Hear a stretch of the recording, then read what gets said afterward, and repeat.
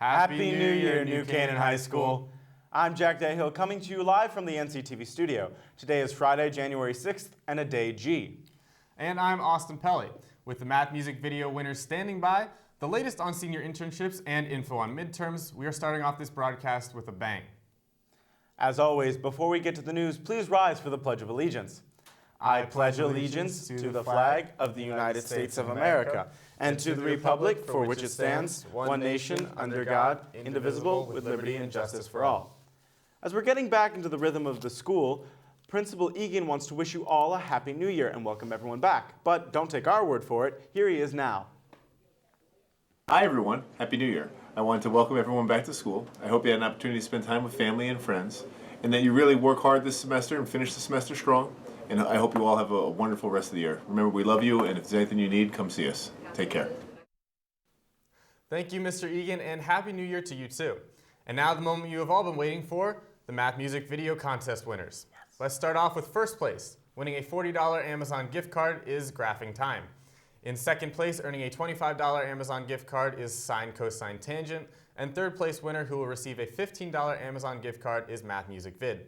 Congrats to the winners, and don't forget to pick up those cards. Congratulations. Now, with record amounts of applicants, 278 to be exact, the senior internship program is the biggest it's ever been, and the College and Career Center has expanded to meet the demand. Heather Bianco has been brought in to lead the program as the senior internship program coordinator, and she is very excited to work with all of us. With that in mind, applicants will be receiving an important email about scheduling an interview for their internship shortly.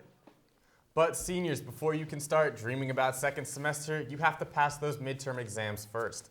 Speaking of, next week is the last full week before midterms begin. We have that schedule for everyone here.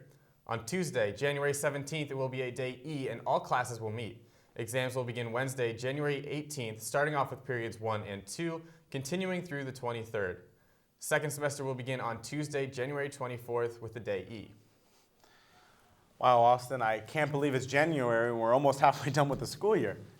Yeah, Jack, and today really is the first day that feels like winter because of the snow. I know exactly what you mean, Austin. I've been itching to go make a snow angel. Now, let's head over to the man who really knows the weather, Sean. Sean, we haven't seen you in a while. How's it going to be this weekend? It's going to be pretty good, but I can't promise any more snow except for those flurries that we had this morning. Good morning, New Canaan High School. I'm Sean Manzella, back here finally to give you your weekend weather update. If you thought it was cold now, just wait, because it will get colder as the weekend goes on.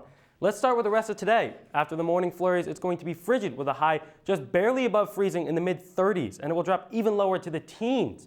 But that's not an excuse to skip the boys' basketball game tonight as they take on Wilton inside the warm gym. Let's take a quick look at the Ram Rider. Actually, you know what? Let's skip that today. You know, the snow we saw this morning was nice, but it will not be here for much longer. On Saturday, it will be mostly cloudy with a high in the 20s and a low in the mid-teens, but with only a 20% chance of precipitation, there might be some snow. I'm not sure yet. So let's go hit the gym and make sure you get your New Year's resolutions checked off.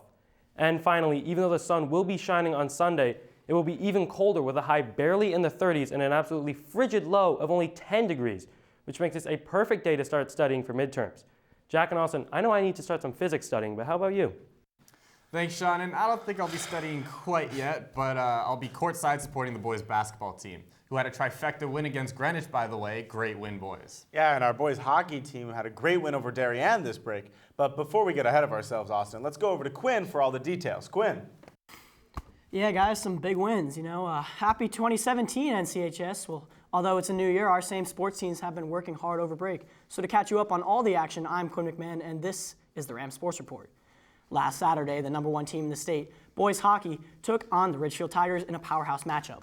Unfortunately, the boys fell to the Tigers 4-2 with an empty net as the Rams gave up 3 power play goals to give up the 1-0 lead.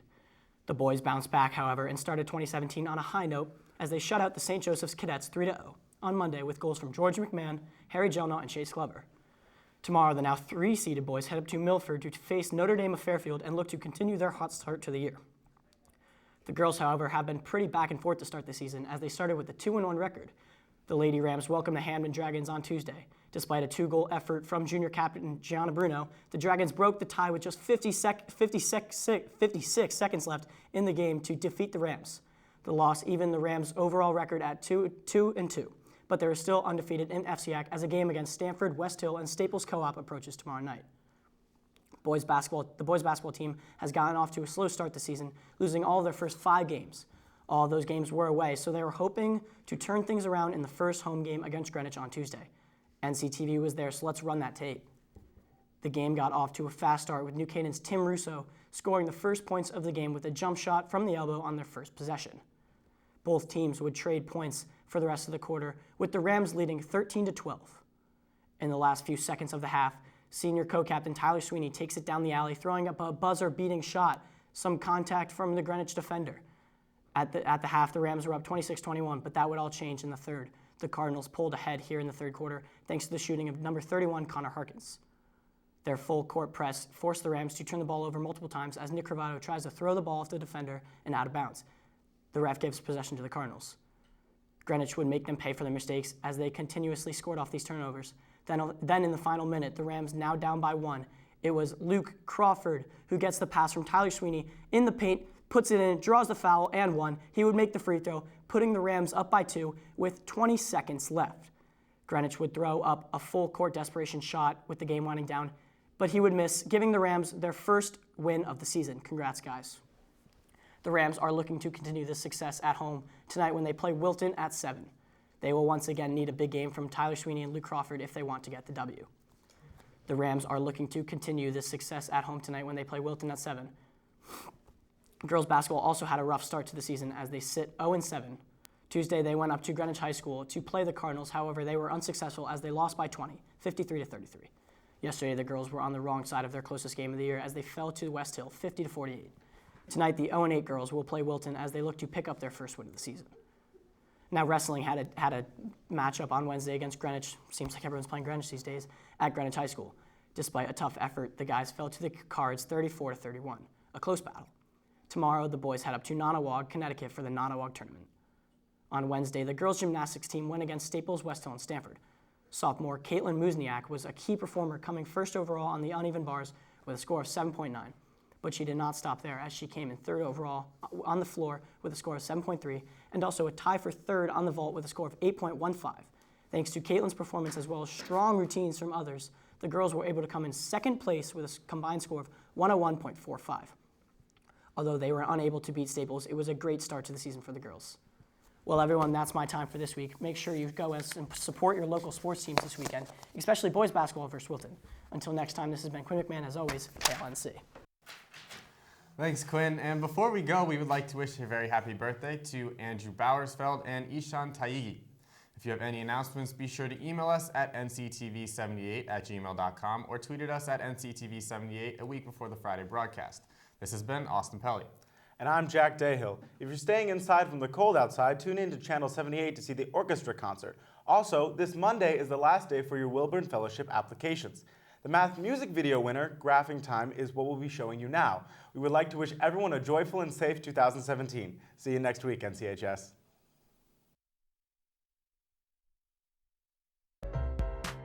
Math team captain on the mic. Yo, prepare to get educated. We're graphing lines, yeah, it's graphing time. If you hate graphs, you're no friend of mine. You can graph a curve, you can graph a conic, you can name a graph, and I'm on it. Slope-intercept form is what the name implies. M is your slope, run under your rise. B is the y-intercept, use that inner intellect. Put that point on the axis, earn yourself some self-respect.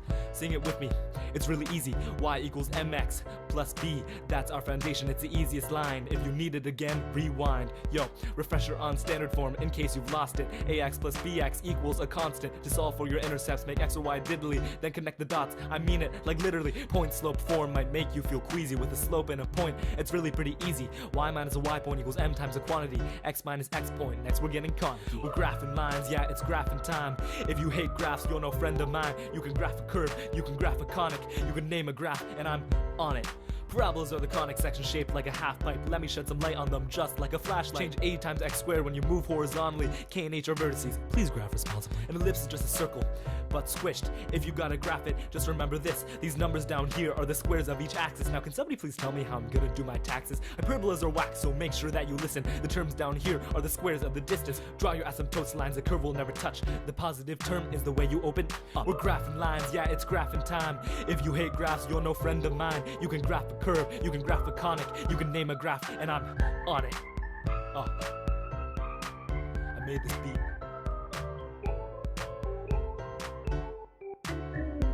Period 6 multi.